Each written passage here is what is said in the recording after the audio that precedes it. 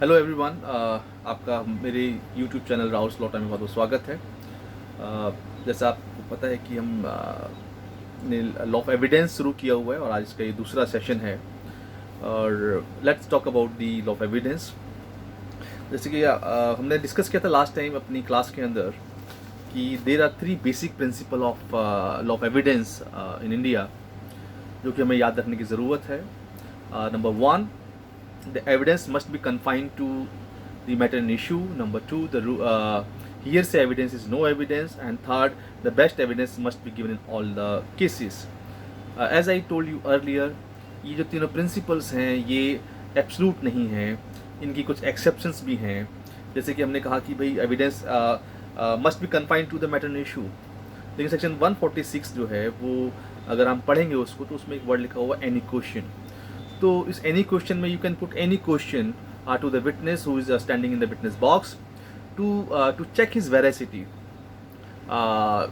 सो meaning thereby कि हम उनसे कोई इरेलीवेंट क्वेश्चन नहीं पूछ सकते हैं टू चेक हिज वेरासिटी।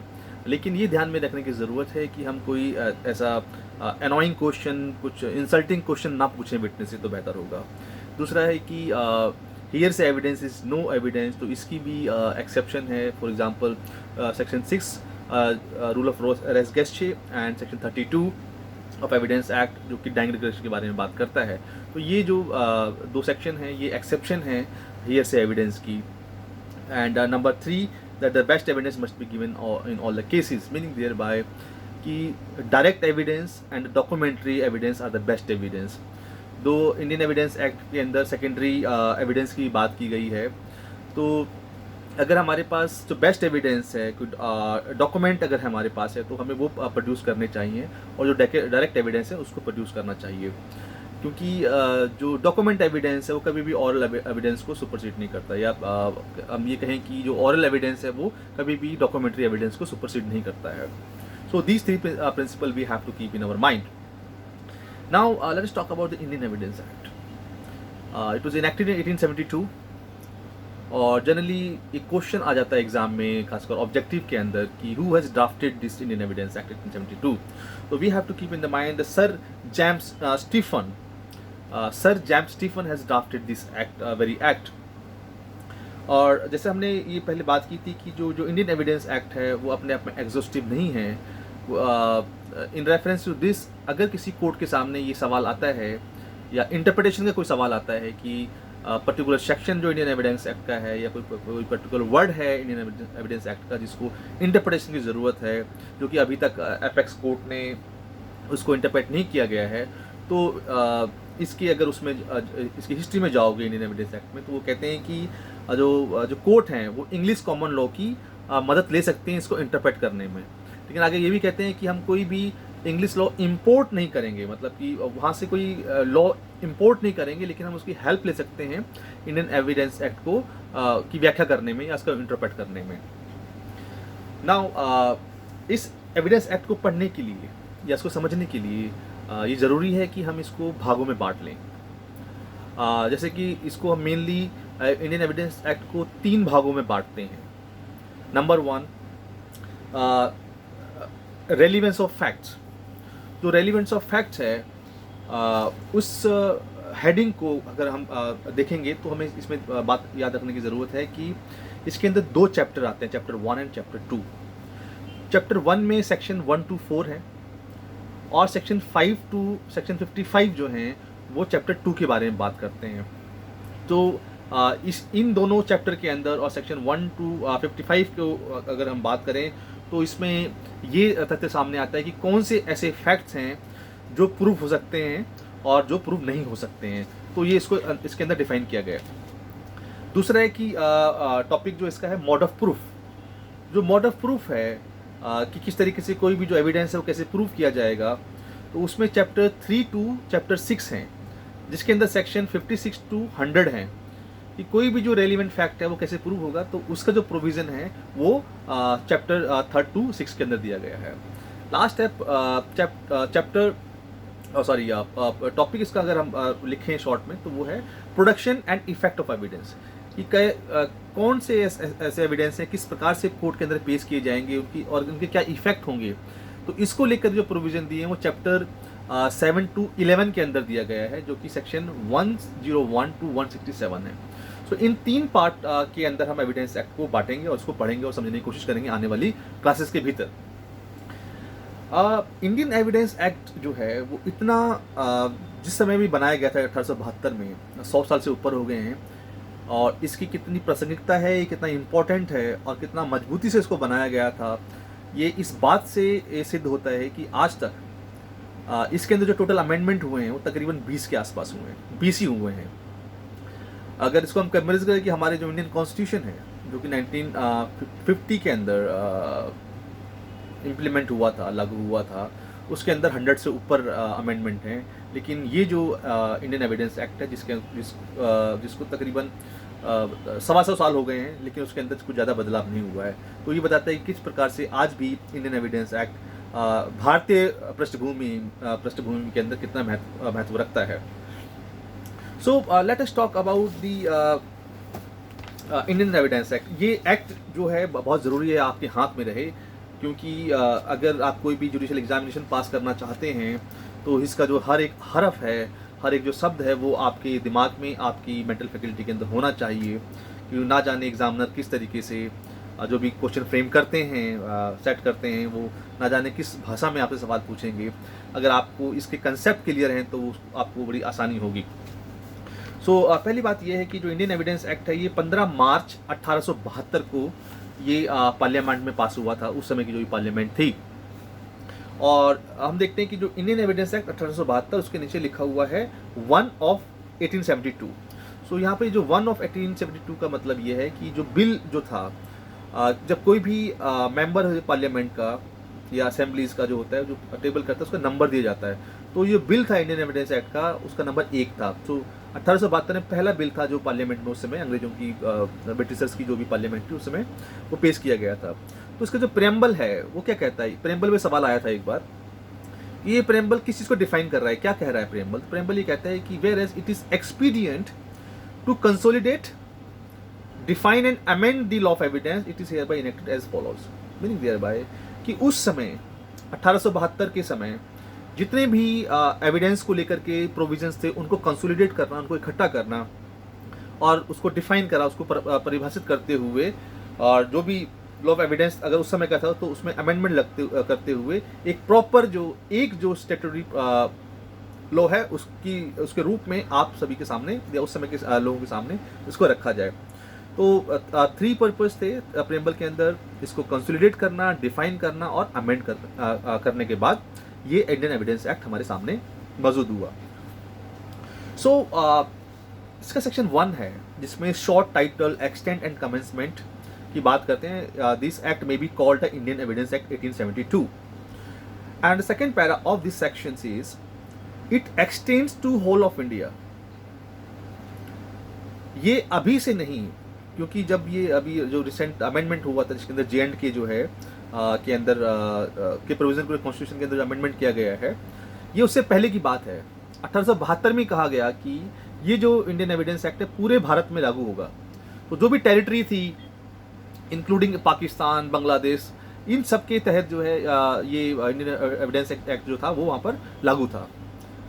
अगर हम देखें कि आज भी जो है इवन आफ्टर द पार्टीशन जो पाकिस्तान के अंदर जो इंडियन एविडेंस एक्ट चलता है वो यही वाला इंडियन एविडेंस एक्ट चलता है।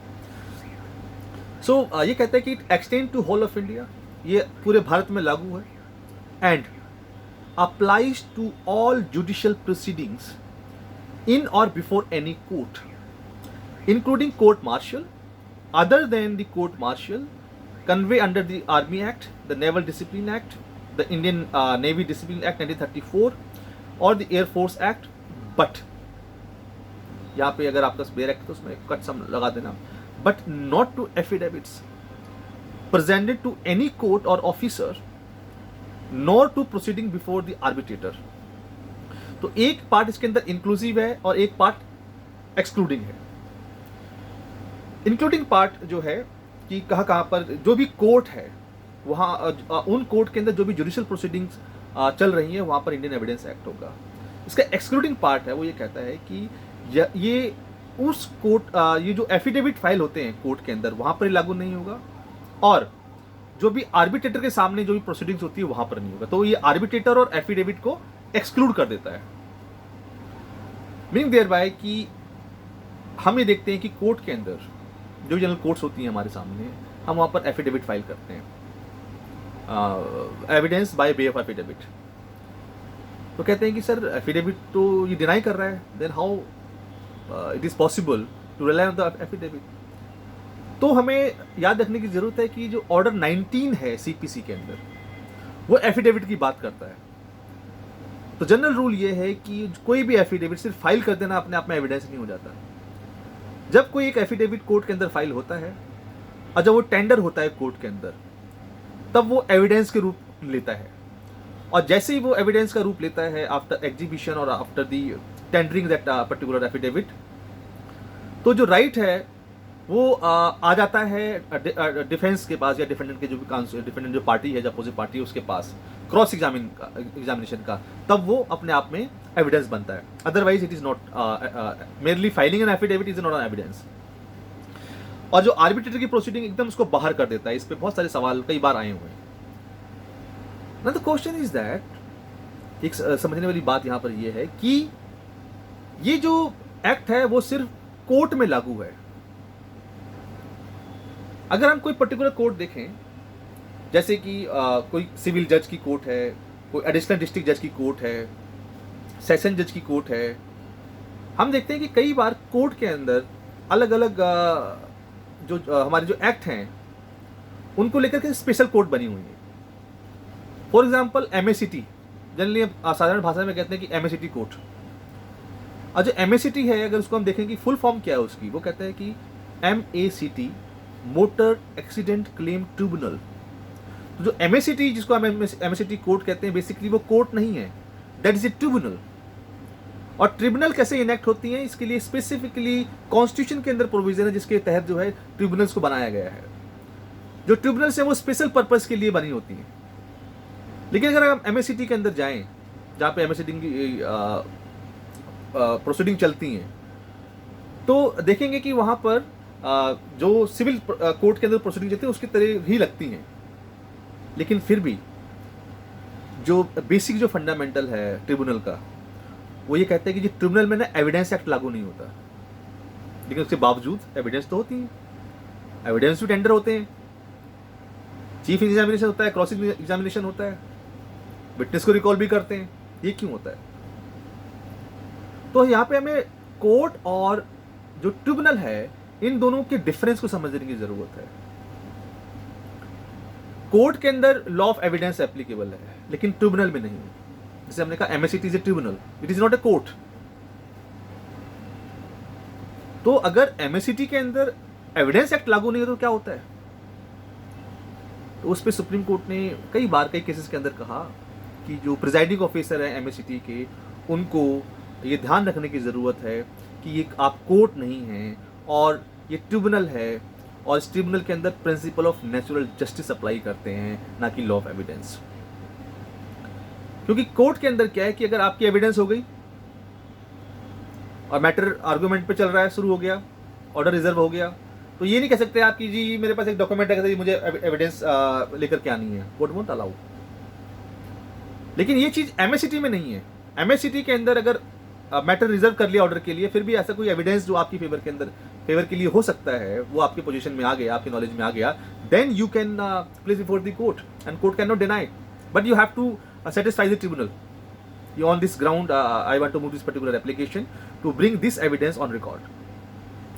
So कोर्ट में जो कोर्ट है वहाँ पर एविडेंस एक्ट लागू होता है, जो ट्रिब्यूनल है वहाँ पर एविडेंस एक्ट लागू नहीं होता है, वहाँ पे प्रिंसिपल ऑफ नेचुरल जस्टिस लागू होता है। और ऐसे बहुत सारे अलग अलग ट्रिब्यूनल्स हैं हमारे यहाँ पर। जैसे इंडिस्ट्रिक्ट ट्रिब्यूनल है, वहाँ पर भी जो है एविडेंस एक्ट लागू नहीं होता है, लेकिन कोर्ट उसको जो ट्रिब्यूनल है वो प्रोसेस चलाने के लिए उसको यूज कर सकती है, but they are not strictly bound by this Indian evidence act. फिर एक सवाल आ जाता है कि ये एक्ट कब से लागू हुआ था? तो ये 1 सितंबर 1872 को लागू हुआ था। 1 सितंबर 1872 को ये एक्ट जो था वो लागू हुआ था।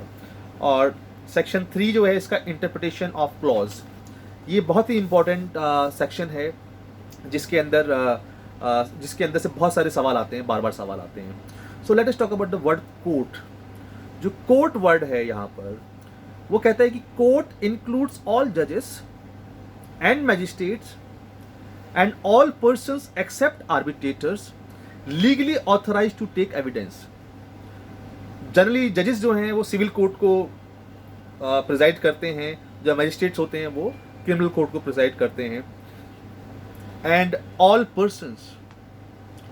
Persons except arbitrator. तो यहाँ आर्बिट्रेटर को बाहर कर देता है. जैसे हमने पहले एक बात की थी कि इंडियन एविडेंस एक्ट आर्बिट्रेशन की जो प्रोसीडिंग्स होते हैं उस पर लागू नहीं होता है, इसीलिए जो कोर्ट की जो डेफिनेशन है उसके अंदर आर्बिट्रेटर नहीं आता है.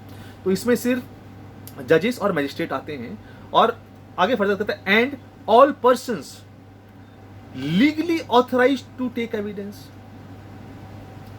जो इंडिविजुअल हैं, जैसे आप देखते हैं कई बार कोर्ट के अंदर जो कोर्ट हैं वो एविडेंस खुद नहीं कराती हैं, वो लोकल कमिश्नर अपॉइंट कर देती हैं. तो there is a provision in the CPC as well कि वहाँ पर कोर्ट जो है किसी लॉयर को अपॉइंट कर देती है एज ए लोकल कमिश्नर कि आप ये रिकॉर्ड करा दीजिएगा एविडेंस, उसमें जो ये फीस वगैरह मिलती है. सो वो लीगली ऑथराइज किए गए हैं by the court because there is a provision in this in CPC कि आप एविडेंस रिकॉर्ड करा सकते हैं. सो इसमें ऑल जजेस, magistrate and all person those are legally authorise to take evidence are come under the definition of court. And the second word is the fact. What is fact? तथ्य जिसे हम कहते हैं. ये तथ्य क्या होता है, ये फैक्ट क्या होता है? The fact means and includes anything, state of things or relation of things capable of being perceived by the senses. Anything which exists in the universe, state of things or relation of things. So meaning thereby anything which is exists in the universe which can be perceived by your senses. What is sense? आप कोई भी चीज का महसूस करते हैं. तो we have 5 type of senses. Generally कहते हैं कि महिलाओं के पास 30 सेंस भी होती है, लेकिन जो जनरली साइंटिफिकली अगर हम बात करें तो we have 5 senses like eyes, nose and ear and skin and our this tongue, जैसे हम महसूस कर सकते हैं. सो जो 5 जो सेंसेस हैं हमारे, जिससे हम महसूस कर सकते हैं. तो कहते हैं जो आप कुछ चीज़ सुन सकते हैं, देख सकते हैं, उसका टेस्ट कर सकते हैं, उसको महसूस कर सकते हैं स्किन से, तो ऐसी चीज़ों को हम फैक्ट कहते हैं. दुनिया की वो तमाम चीज़ें जिनको आप अपने सेंसेस से महसूस कर सकते हैं, उसका एहसास कर सकते हैं अपनी इन 5 सेंसेस के माध्यम से, वो तथ्य कहलाती हैं, वो फैक्ट कहलाती हैं. कहते हैं सेकंड में कहते हैं any mental condition of which any person is conscious. Any mental condition of which any person is conscious. कोई भी व्यक्ति जो चेतनबद्ध है और उसके मानसिक संकाय में ऐसी कोई भी चीज जो आती है जिसको इन सेंसेस के द्वारा, जब वो कॉन्शियस, जब वो चेतनशील है, तो वो भी फैक्ट होती है. You must have seen the movie Ghajini. उसमें आमिर खान को एक समय के बाद कुछ हो जाता था तो वो गायब हो जाता था, मतलब उसकी जो याददाश्त थी वो चली जाती थी. बहुत सारे केसेस होते हैं. तो जब वो कॉन्शियस था, जो कॉन्शियस होते हुए जो अलग तरीके से बिहेव करता था, और जब वो अनकॉन्शियस होता था तो अलग तरीके से बिहेव करता था. लेकिन दोनों फैक्ट हैं. वो कितने रेलिवेंट है, कितने नहीं रेलिवेंट है, that is a different aspect. कहते हैं कि बंदा बेहोश पड़ा है, उसको पता ही नहीं है. आदमी सो रहा है, जैसे आदमी जब सो जाता है तो वो अनकॉन्शियस होता है, वो कॉन्शियस नहीं होता है. सपने आते हैं उसको, अनकॉन्शियस माइंड में होता है.